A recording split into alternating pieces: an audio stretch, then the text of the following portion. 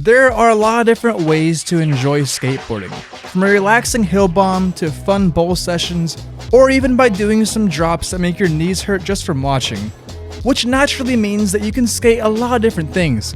But above all, it is widely accepted that handrails offer some of the most difficult challenges in skateboarding. Because while sure you might need knees and balls of steel to land that 2-story drop, it's an entirely different challenge when you need to grind a rail of the same height.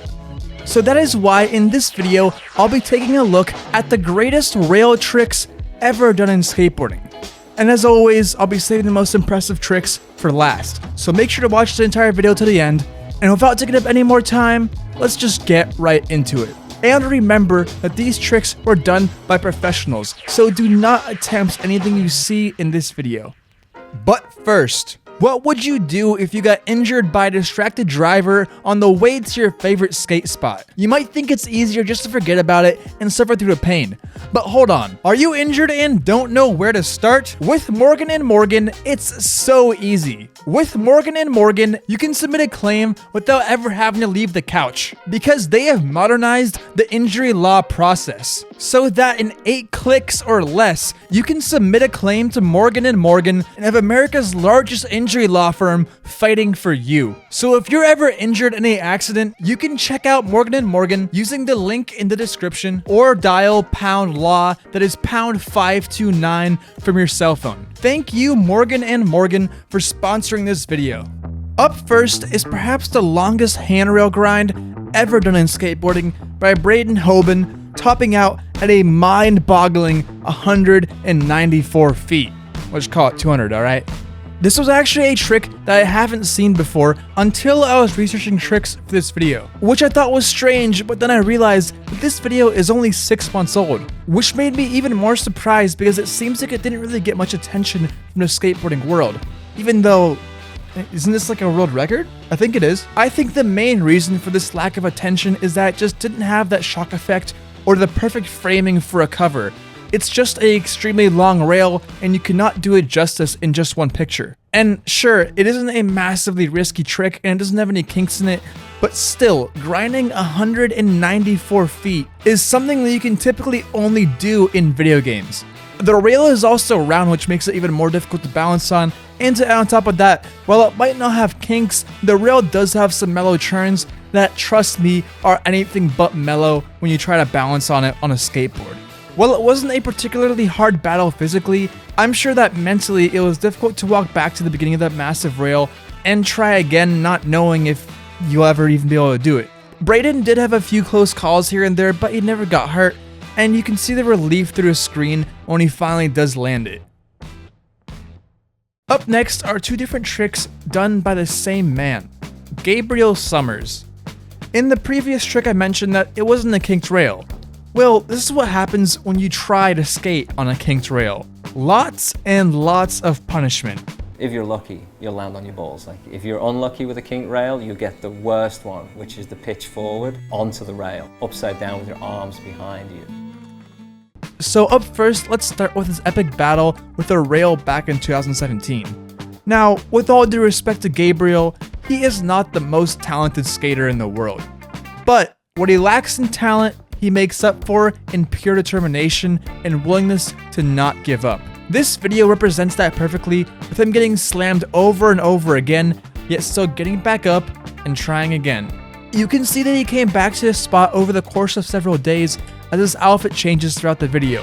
And I remember watching this exact video back when I was just starting this channel, and I was completely in awe at just how persistent he was, and just the incredible lengths that somebody would go to just to land a simple skateboarding trick. And after countless attempts, he finally does land the trick, but even when he does land it, he didn't get that satisfaction of a rollaway, which makes this a very cold spot indeed. Which brings me to the next spot that Gabriel had a battle with, which was just a little bit over a year ago. And while the last spot was pretty hard and punishing, this new spot was somehow even worse, with him getting tossed around in every way imaginable. In the last spot, he came back over the course of a few days, but with this spot, it was a few weeks. To add to the pressure of just landing such a massive trick, he also had another skater that was trying to snake the trick from him. For those unaware, it basically means landing the trick first. which is a big deal in skateboarding. Also, in case you didn't notice somehow, this spot was even more difficult than the last one, because not only was it bigger, but it was also a lot more rough and sketchy. Takeoff was bad, landing was bad, even the rail itself was bad. Everything was going against Gabriel. You could tell it was taking an emotional toll on Gabriel each time we had to go. The anxiety rail. But after 7 individual days of trying to land this trick, he finally got it. Riding away in complete shock that he actually was able to land it until his friends came over, cheering and celebrating. With him leaving the video off with one of my favorite quotes from skateboarding. You don't have to be the most talented skateboarder to do something special in skateboarding. If you've got any sort of talent range, you can just make it happen. I had to do it. I owed it to myself to do it, you know. I'm a skateboarder, like, you're gonna do it.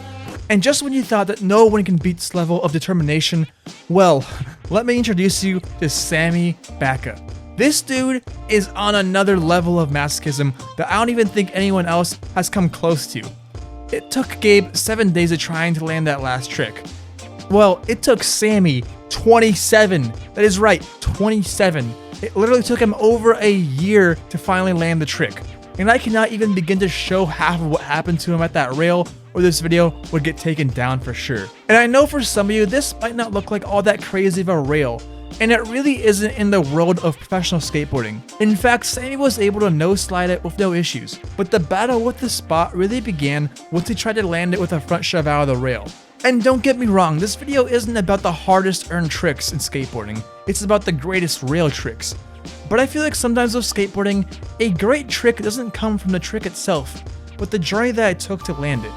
And Sammy definitely had one hell of a journey, traveling from Las Vegas to LA each time by bus to try to land this trick, oftentimes bringing his kids with him to watch him and be motivation for himself to not give up. The issue Sammy was having was that when he would lock into the rail, his board would scrape on the tile wall, which was messing up his front shove. To address this issue, another skater suggested they cut off the tip of his board so that it wouldn't scrape. Sammy didn't really think it would make a difference, but after 27 trips to the spot, he thought, why not give it a shot? And miraculously, it worked right away, with Sammy landing the trick and rolling away with him and everyone included happy to not have to go back to that spot ever again. Next is Maurice Jordan's massive 7 kinked rail. No, he did not come back 27 times, or even once because he landed it on the first day of trying. But he still had some impressive falls, but of course, he didn't get hurt and he kept on going. Even the security guard was impressed that he almost made it. And after getting kicked out, he came back a few hours later and was able to stop the trick, making it somehow look easy despite all those kinks. And I know this one's a little bit more underwhelming than the last trick, but that's what I was saying earlier. Sometimes it's about the journey, not the trick.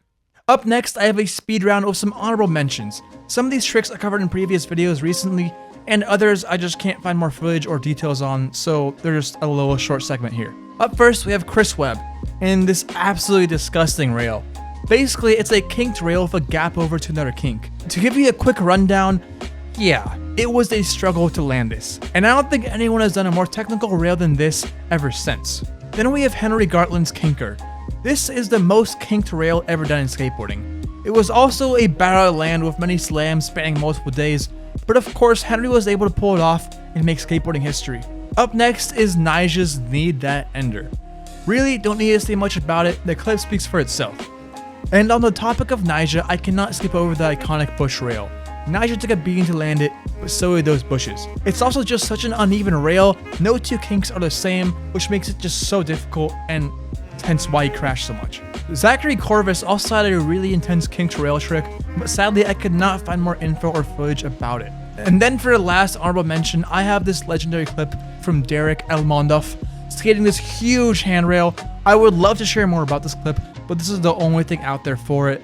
This was also before the days of post-trick interviews for skaters, so there really isn't much of anything out there for it. And up last, we have not just a trick, but more of a part, or even more of a man, Kyle Walker. Kyle, without a doubt, is one of the greatest rail skaters to have ever graced skateboarding. Don't get me wrong, he skates more than just rails, but he has some of the greatest rail tricks ever done in skateboarding under his belt. Most notably with this absolutely insane 50-50 grind that got him Trick of the Year in 2016. If you were around skateboarding at the time, you literally could not avoid seeing this trick. it went completely viral. I swear, it just keeps getting better each time you watch it. But while this trick is without a doubt the most insane of the whole part, that does not mean that his other tricks were casual. Because this 50-50 was the ender for his part, no other way, which features him skating pretty much every rail imaginable, and then some more. I really recommend that you watch the original video for each of the tricks that I featured. The links for all of that are in the description, and if you like this video, check out my crazy tricks playlist for more videos like this one. As for now, that is all I have. Thank you for watching, and I'll see you guys next time.